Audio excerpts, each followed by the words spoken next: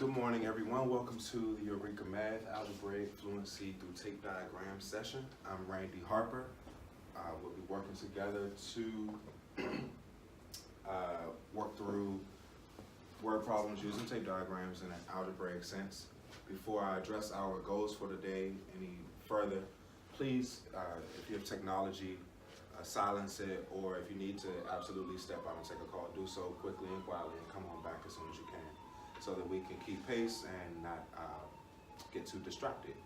So our goals for today, the participants will understand how to use a tape diagram to help students solving word problems and to model them algebraically, as well as gain an understanding of how to help a struggling student through the use of the tape diagram and modeling word problems algebraically. And now we're just going to jump right in to a couple of problems that are on page 20 in your participant handout. So if you could turn to your participant handout, page 20. We're going to jump into the first problem, which is grade 6. It's about Hannah. She's putting tile on a floor. She needs to determine the angles that should be cut in the tiles to fit in the corner. The angle in the corner measures 90 degrees. I'm going to actually begin drawing my tape diagram now because we're given information that we can represent. We're told that the corner angle measures 90 degrees. One piece of the tile will have a measure of 38 degrees. So now we know our hole is 90. One piece measures 38 degrees. So one piece measuring 38 degrees. What is the measure of the unknown angle? So this portion here represents our unknown. And just visually, we can see that we have a total of 90. We have 38 degrees as part of that 90 degrees. We can simply find the difference of 90 and 38 to tell us our unknown. And we can see that that is 52. So our unknown angle is 52 degrees. In algebraic sense, if our unknown was x, we could simply say 38 plus x is equal to 90. And again, subtract 38, and we were left with x is equal to 52 degrees. The measure of the unknown angle. Let's jump ahead to page 21. We're going to take a look at the grade 8 problem, number 5. It reads, given a right triangle, find the degree measures of the angles if one angle is 10 degrees more than 4 times the degree measure of the other angle, and the third angle is the right angle. So we have a total of 3 angles. Let's just call them angles A, angle B, angle C. Angle A, angle B, angle C. So we're given information about a right triangle and one angle is 10 degrees more than 4 times the degree of the measure of the other angle. So if I'm making a tape diagram, start the line with a little further. Tape diagram, and if we're talking about a right triangle, so the total measure of a triangle is 180 degrees. So that's our total. We know that one of them, we're already told that one of them is a right angle. So we know that the value of that would be 90 degrees. And the portion left over is unknown. We could simply say 180 minus 90 leaves us with 90. I'm sure many of you already knew that.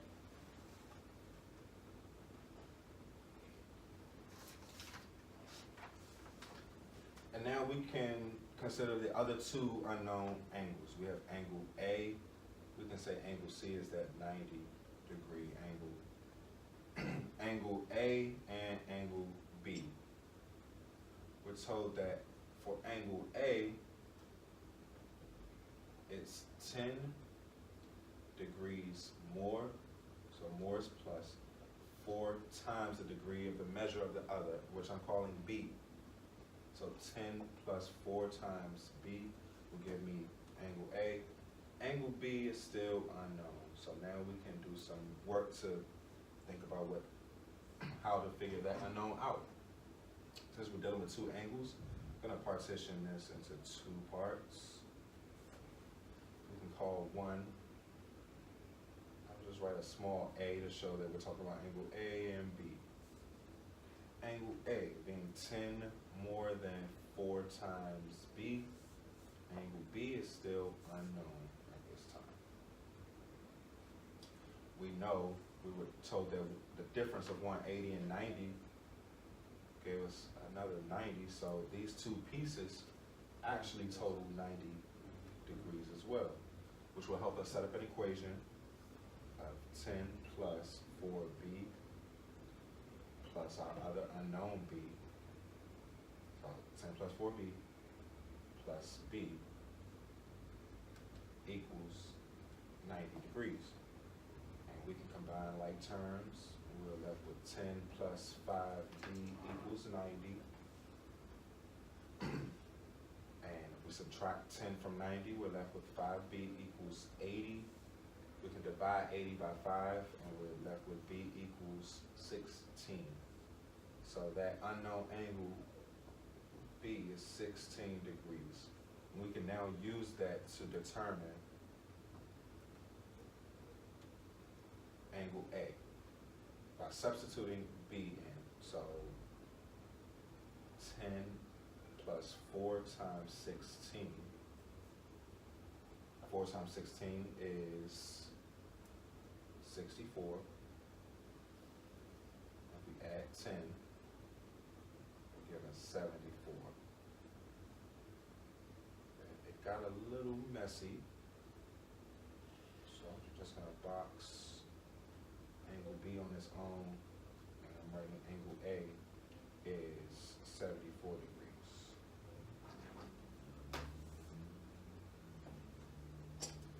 So we have the degree measures of all 3 angles. Angle C is the right angle, 90 degrees. B is 16 degrees. Angle A is 74 degrees.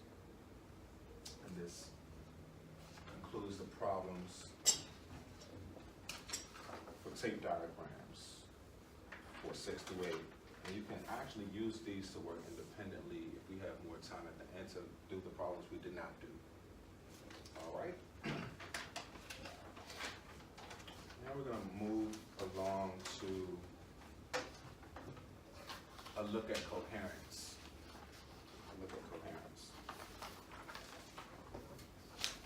So if you could turn to page 5 in your participant handout, let's use a model to multiply 15 times 13. I'm going to draw a rectangular array. Okay, and I'm labeling 10, 5, 10, and 3 on the top and side. And you can discuss with an elbow partner, why did I draw the model the way I drew it? So take about 20 seconds to discuss.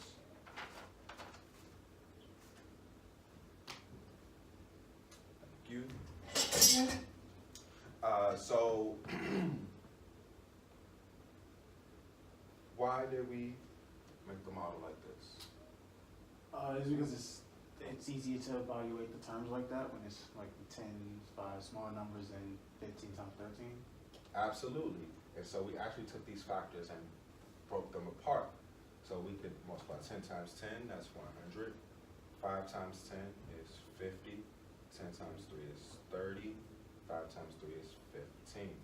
If we add the layers or rows together, we can add all 4 at once or each layer at a time. We're given 150, 100 plus 50, plus 30 and 15, which is 45, for a total of 195. Well, this work with numbers and models that took place in the story of units, which is the first part of the trilogy, leads and builds them up to be able to do this type of work, which we're about to tackle in the story of functions. So quickly, let's use the tabular method to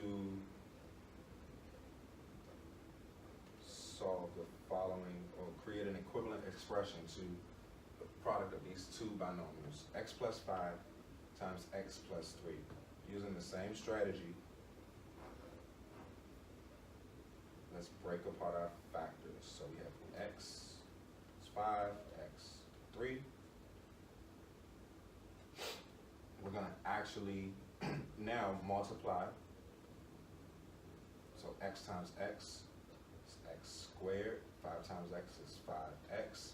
X times 3 is 3x. 5 times 3 is 15. And now that we've filled in the partial products, we're going to consider what we need to take out by drawing these diagonals. We see x squared, 5x and 3x is 8x, and we're pulling out 15. We can now say that the product of the two binomials, x plus 5 times x plus 3 equals x squared plus 8x plus 15. We're going to actually use the same method in reverse for part C, okay? But let's just take a moment to notice the differences between part A and part B. So, story of units, we use the area model, which is what this is often referred to. We use the tabular method applied to a function. We notice that 10 and x, 10 times 10 is 100. Well, this time x times x is x squared. So we have the added piece of an exponent at play now. But if we evaluated the second expression and used 10 for x, we substituted 10 for x, what would the value of this expression be? Take a few seconds to solve with your tables.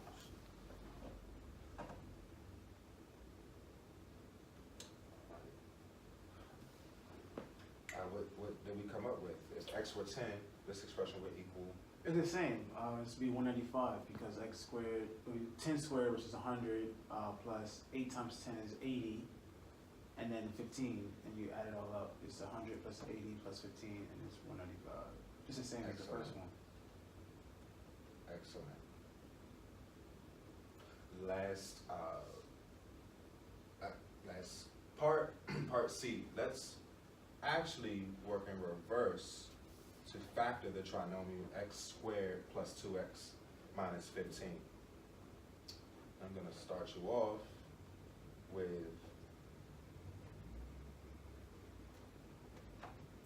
listing each term at its diagonal location to make it easier to determine where each term goes. We know that we can place a couple of things in immediately. So what unknowns do we know based on what I've drawn? The x squared and the negative 15. Okay, we can immediately put those inside of our array.